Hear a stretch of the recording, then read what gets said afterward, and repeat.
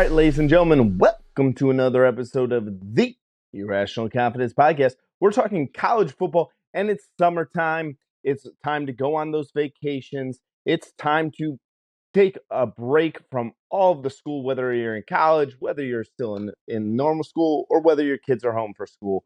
But the man who knows, on vacation, he puts sunscreen on his bananas because if not, they'll peel. My co-host, Fresh. Fresh, how you doing? I'd rather make sure they don't peel than eat them with the peel on it, like a certain former Kentucky quarterback does. Um, Perhaps I'm doing great, like you said. We're here at the end of May and we're getting ready. It's the off season conditioning, getting ready for fall practice, and obviously preseason and media meetings there in July. But we got a long way till that comes. We're in that dead period of the year.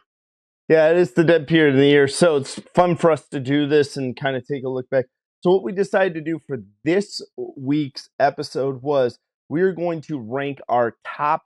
We started off with top five, but neither one of us could really kind of narrow it down to just five. So, we did our top 8 college football locations, our top 8 stadiums in the country where the two of us would most like to see a game. We also put this question out there on Twitter and kind of have the results for you there. It was impressive. In less than 10 hours, we had over 1,000 people respond to us on Twitter. So, guys, if you're watching this for the first time, whether you're watching it for the 7th time or 17th time, make sure you like, subscribe to the channel, hit that notification bell, and subscribe wherever you get your podcast from.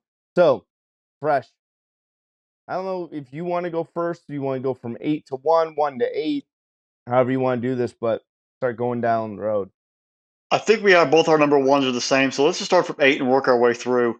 I kind of approached the list at places that I have not seen a game yet, and I kind of want to. Like that's where I took it was because there's obviously I've seen games in Athens and I've seen games in South Carolina. I've been to Neyland Stadium, but I want to look at it where games I've not seen a game yet. I really want to get to. My number 8 start off Blacksburg, Virginia, Virginia Tech, Lane Stadium. Um, Obviously, a lot that goes along with it is the entrance. To the entrance music and walking the team through from the other side of the campus and coming through the tunnel and entering, to enter Sandman and having everyone jump around. And it's a cool little environment.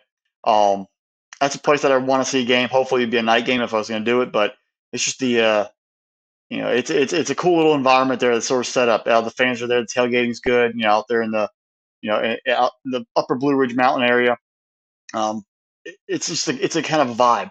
Uh, it obviously was a lot better back in the '90s when the team was really really good and competing for a national title. Um, but it'd still be a cool place to go see a football game out there in Blacksburg, Virginia. Yeah, absolutely. All right, so I approached this a little bit differently. I just kind of looked at like stadiums I've never seen before or haven't even been around. So I kind of eliminated some of the ones that I've been to. The first one that I eliminated was Bowling Green State University, the place I saw my first college football game at.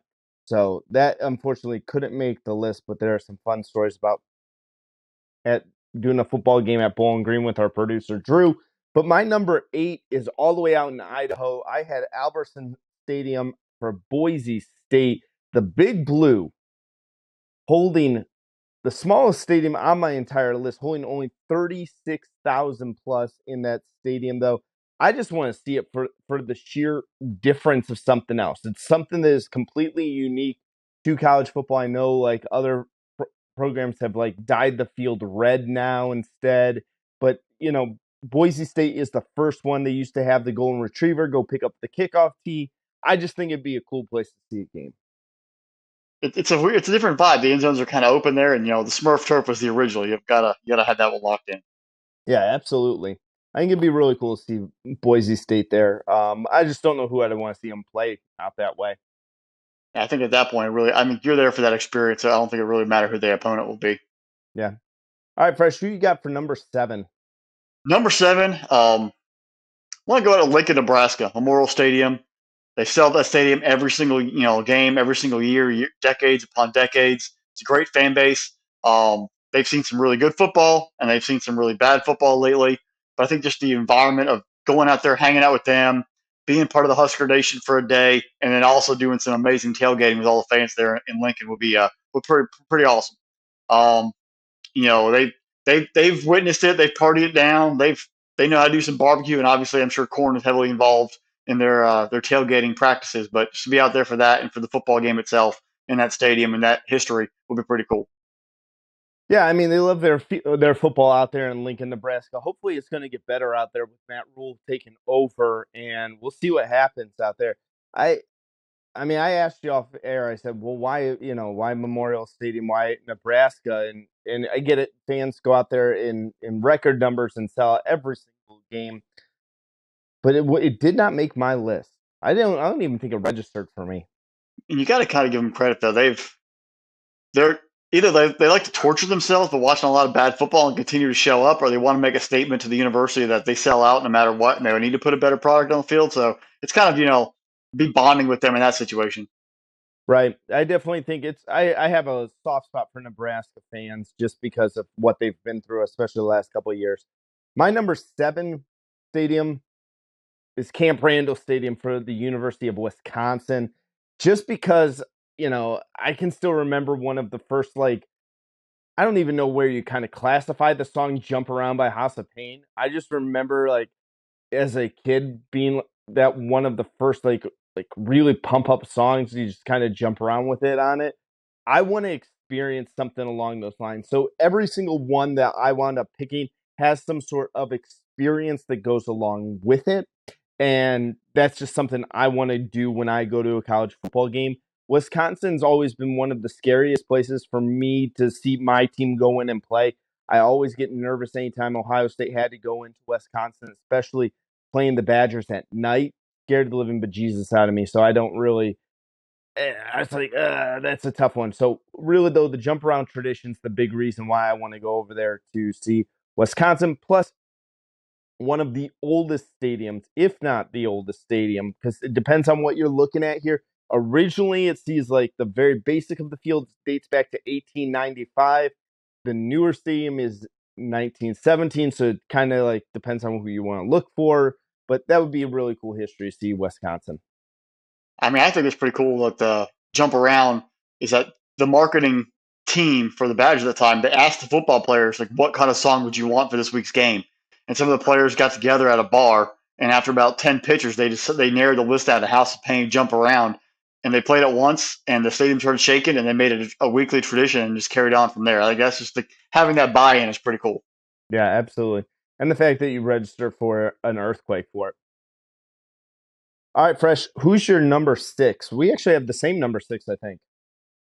Number 6 in the Big Ten, Beaver Stadium, the old Penn State Nittany Lions home. Whether it's a day game at noon or it's a night kickoff, a whiteout, that means they pack that place, they tailgate crazy outside of it. Um, I think that would be an awesome, just a real cool, chill place to hang out and watch a football game. Getting up in that crowd, in any of the scenarios, they bring it every single time, and it'd be a heck of an afternoon, one way or the other. Yeah, I definitely want to get up to Beaver Stadium. It made my list to number 6, largest stadium on the list at 106,000 people in there. It becomes what they say. It's like the 4th largest stadium in like the United States area in the Western Hemisphere or whatever. They, it would be amazing to go see a game there, especially a night game. Again, I don't want my team playing there. I would have loved to be at that Auburn game a couple of years ago. Yeah, I mean they just do it organically, where it just builds it up. The fans are into it, and they bring the energy from start to finish. Yeah. And there's some great fans for Penn State too. They're going to have a really good time this year. I think Penn State's going to be is one of our teams that we think is going to be really, really tough in the Big Ten. Yeah, I 100% agree with that. All right, Fresh, we're into our top 5. Who do you got as number 5? Kyle Field down there in Aggie Land. You get all the towels, swaying at one time. Everyone cheering, hitting the decibel levels at extremely high, high numbers. The stadium shaking.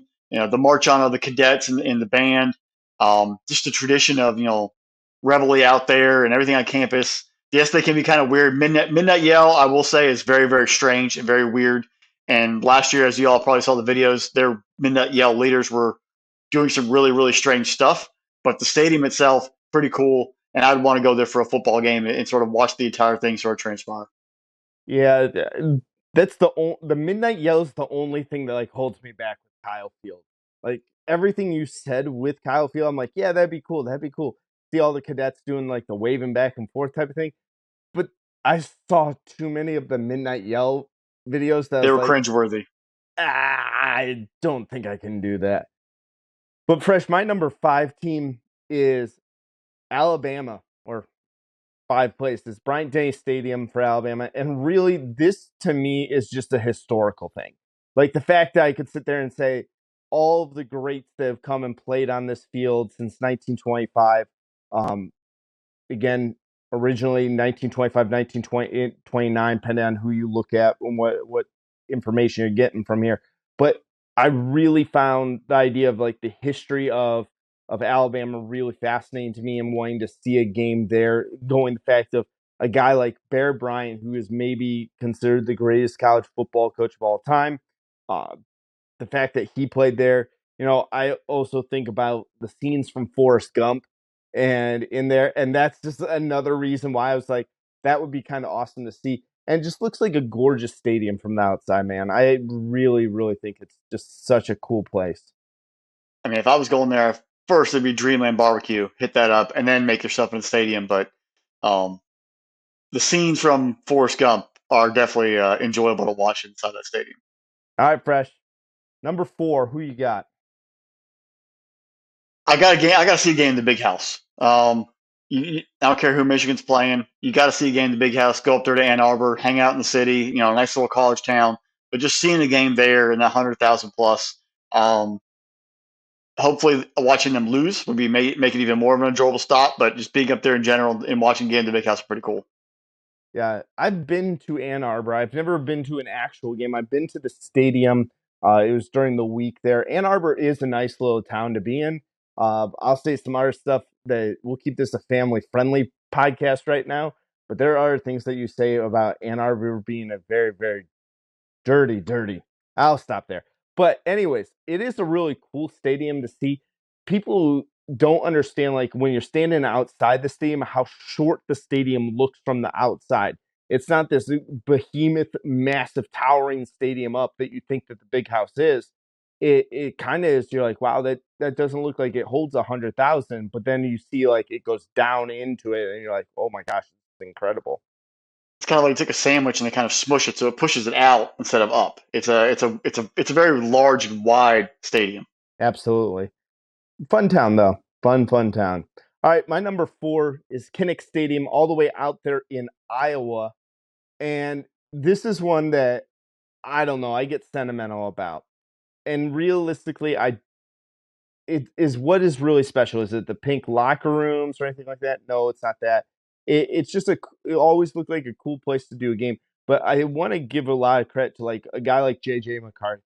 And they said when Michigan went over to play at Iowa, and they asked him if he would do the wave to the Children's Hospital that they do every single game out there. He said by all means, like him as a opposing player at that game, he was going to participate in the wave on how special of a moment that was, and that's a reason why like it stuck out to me. Like Iowa, I want to do the wave with them with the children's hospital there. That was something that I thought was really cool. So that's why Iowa made number 4 for me. I mean, things are bigger than sports, and that right there is top to the top. Being having those kids involved, showing that love and that appreciation, but also the struggle they're going through and giving them an extra little boost. Yeah, that's really it's just such a cool moment, dude. And I love everything about that. The pink locker room's a little over the top for me, but ah well. That's old school Hayden Fry right there. That's a mentality thing of just intimidation of the small locker rooms, very uncomfortable, metal chairs, and then pink everywhere. Yeah.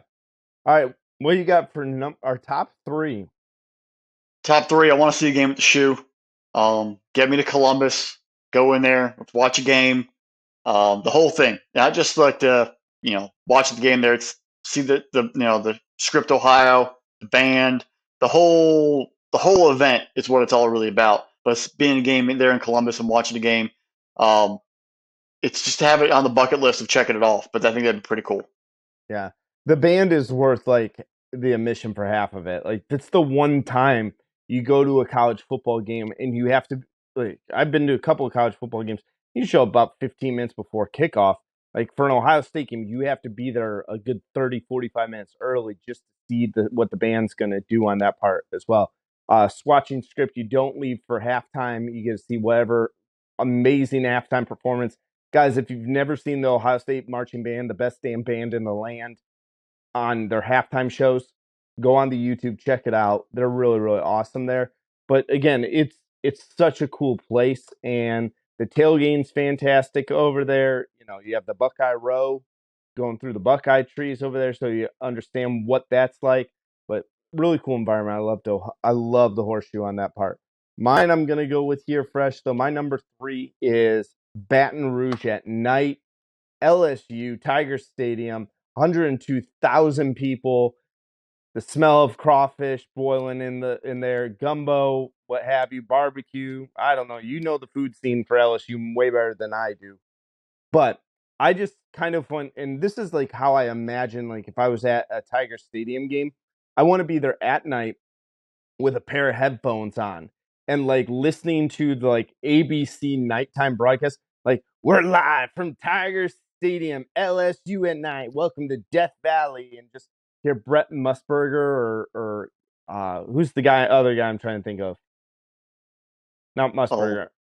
Who's Brett the Musburger doesn't call anymore. Chris Fowler, maybe? yeah. Or, yeah, Chris Fowler, he'd be head of that broadcast. Yeah, so it would be interesting, like to hear, like have that piped into your ears while you're watching it, because that stadium would be so loud. But LSU just looks like an amazing nighttime experience. Well, it's funny you say you're three. They're two for me. Death Valley. I don't care if it's day game. I don't care if it's noon kickoff, 3:30 Eastern. 8 o'clock at night. Give me all the tailgate scenes. Give me the smell of bourbon. Rafting through the stadium and everything outside. And whether it's here calling Baton Rouge before the game starts, the band playing, um, hitting the wind bar, being LSU, those fans do it right down there, and it's a special environment. Whatever the kickoff time would be, they have a party before, during, and after the game, and it would be awesome to be there for a game. Yeah, LSU was our number 2 choice in our poll for our Twitter followers. Came at 23% of the vote for LSU, so I mean, you it's a walk through, you special get place. gumbo, you get crawdads, whatever you want. You're all set up pretty good for the day. And for the record, I've never had crawfish, so Oh, you're missing out. Pretty solid. yeah. As And long as gator tail everywhere. I can get me some good jambalaya. I like my jambalaya spicy. You I won't want be some kick. disappointed. I want some kick. Like I don't want you to, like burn my mouth off, but I want some kick. All right, my number 2 fresh was I had you have him at number 8. I have them at my number 2 just because one it seems to me like this is Camp Randall on steroids though, and it's Vitek, and I get it. Vitek hasn't been as good as they were a while ago, but just to see that team come in and just to hear the entire fan base just pulling Enter Sandman, which is one of the most awesome rock songs of all time. And then the scene like that moment, that buildup of that, the fans jumping with that, it's longer than Jump Around for Camp Randall. Plus, like every single shot I've ever seen of it with the foothills of the Blacksburg Mountains in the background. I think it'd just be an amazing place to see a game. All Something right, about fans. Seth is just drawing a line in the sand right there. We need to hear from you. Jump Around, Enter Sandman, Wisconsin, Camp Randall, Lane State, Virginia Tech. We've got to get your vote. We've got to have you, comment. Which one do you think is best? Like that right there. Does he call it to Badger fans, Virginia Tech fans? You going to support this? Not, wherever you're going to get, because that's a take. That's a big take right there. we'll put it out. We gotta put it out. See what people say. We'll put it out right there here in a second. All right, Fresh. Our number ones are the same. Our number 1 got 52% of the vote. Over 500 votes for this one. Fresh, what's the number 1 stadium we both want to see? It's the Rose Bowl for the Rose Bowl. I'm not going to watch UCLA play Slappy State at 3 o'clock in the afternoon in September. It is for the full experience of the Rose Bowl in January 1st. Watching the St. Gabriel's, the sunset, the flyover, the field painted, pristine condition, teams coming out. That whole entire day event is something that everyone should have on their bucket list and check it off. Yeah, just I want to kind of sit a little bit higher up so I can see over the stadium. And just what like Herb Street said in some of those broadcasts is that there's not a better sight than to watch the sun go down over the mountain. And it's just something that would be special to me, I think. Well, I think one of the best part about it is the tradition of it's a 5 o'clock Eastern kickoff. So the time hits perfectly. Now, obviously, with the playoff coming in the future, who knows how that's going to handle that workout? But the way it is right now. But then everyone else, usually in wintertime, that sun's already set everywhere, especially in the Midwest and the East Coast. It's cold, most likely. And you're looking out and you're seeing California in beautiful sunshine, palm trees, 75, maybe 80 degrees. And you at least get some warmth right there at that turn of winter. And it just adds a little extra to you right there. And, yes, college football is probably season ending. We still have that hope of it's winter. We're about to get through this and we're going to get to a new season. And, we're going to see green grass again real soon. Yeah. 92,000 can fit in there, but at one time they got 106,000 people plus in there. That was 1973 Rose Bowl. I think it just means if you're not a college football fan, if you don't want to see a game there over at the Rose Bowl, I get it. I don't want to go see a game other than the Rose Bowl, but if you got to twist my arm, I will go see Slappy State versus UCLA in September. Yeah, I mean, we'll be there, and but it's still, I don't think I have the same feels, but you'll probably get a better seat because half the stadium will be empty. That's true as well. And maybe you can squeeze in 9 holes of golf too. Oh yeah. Yeah. All right, folks, that is our top 8 stadiums throughout the entire college football landscape. Do you agree? Do you disagree with us? Are we crazy? Is your favorite the Rose Bowl? Have you been to the Rose Bowl? A lot of people were put in the Twitter poll. People who have been to the Rose Bowl took some amazing pictures. So make sure you guys go back, find that on our timeline. Check that out right there. So like I said at the jump of this, like, subscribe wherever you get your podcast from. Special thanks to our producer, Drew. Without him, none of this is possible. But guys, this is the official start of our college football preview section. We are going to be bringing to you a ton of college football episodes going in through the summer. We're going to release All-Americans. We're going to preview conferences. We're going to give you our top 25 with maybe 5 extra teams. Who knows? We'll have some more. But make sure you lock in. Tune in each and every week that we drop something and hit that notification bell. Get notified every single time it comes out. In addition to our episodes coming up this summer, because I know we have a lot, and Seth just listed them out. We got tons of stuff on spinnablesports.com. I just dropped conference head coach power rankings for the ACC, SEC, and Big 12. Big 10 and Pac 12 are coming here soon, along with other stuff. So make sure you check out Spinnable Sports. Log in there. Keep that in your daily routine, as well as our Irrational Confidence podcast. Make sure you subscribe to that. Yeah. And make sure you guys leave us that 5-star review, because you guys know, Fresh and I, this is the 3rd year, and we're 5-star prospects for the 3rd year in a row. It's impressive. Juniors now, are we eligible for the draft technically? After this season. We'll be draft after eligible the season. After this season. Guys, 150 plus episodes in the books already. It's insane to think about where we've come. Don't worry, we're not hitting the transfer portal unless NIL money is out of this world. Yeah, no, I don't know. Maybe I don't know who would be able to pony up that type of NIL money. So that's all I got, Fresh. All right, folks. Talk to y'all later. Have a great summer. Hit us up when you can. With that, bye, y'all.